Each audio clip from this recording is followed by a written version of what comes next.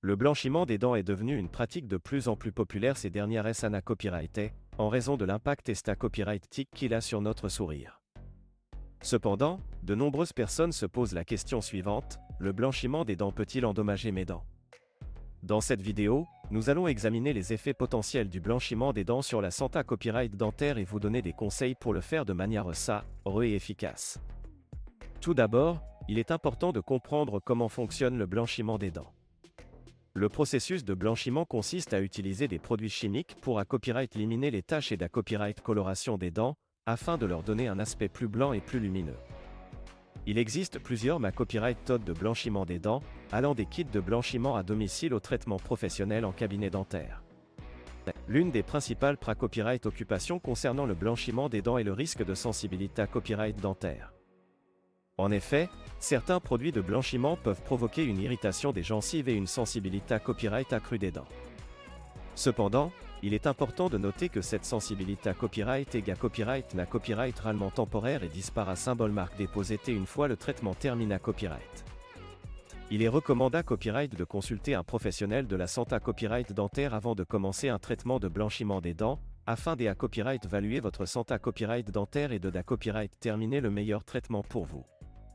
Une autre occupation copyright est le risque d'endommager et la copyright mêle des dents.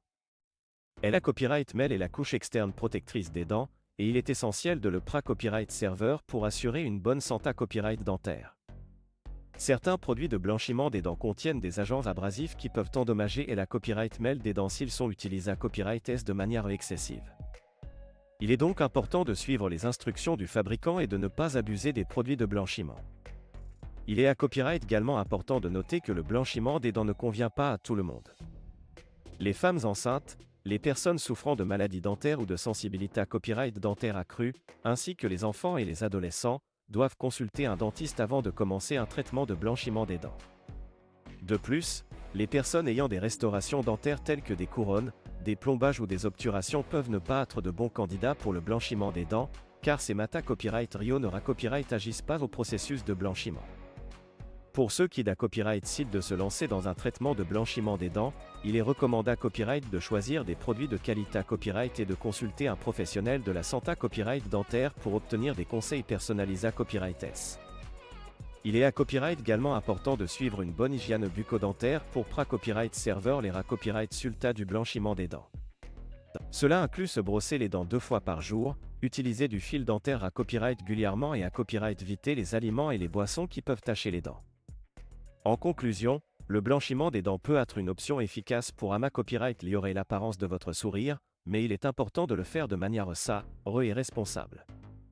En suivant les conseils donnés copyright S dans cette vidéo et en consultant un professionnel de la santé copyright dentaire, vous pouvez obtenir des copyright sulta de blanchiment des dents sans compromettre votre santé copyright dentaire. N'oubliez pas que la santé copyright de vos dents est primordiale, alors prenez soin d'elle et souriez en toute confiance.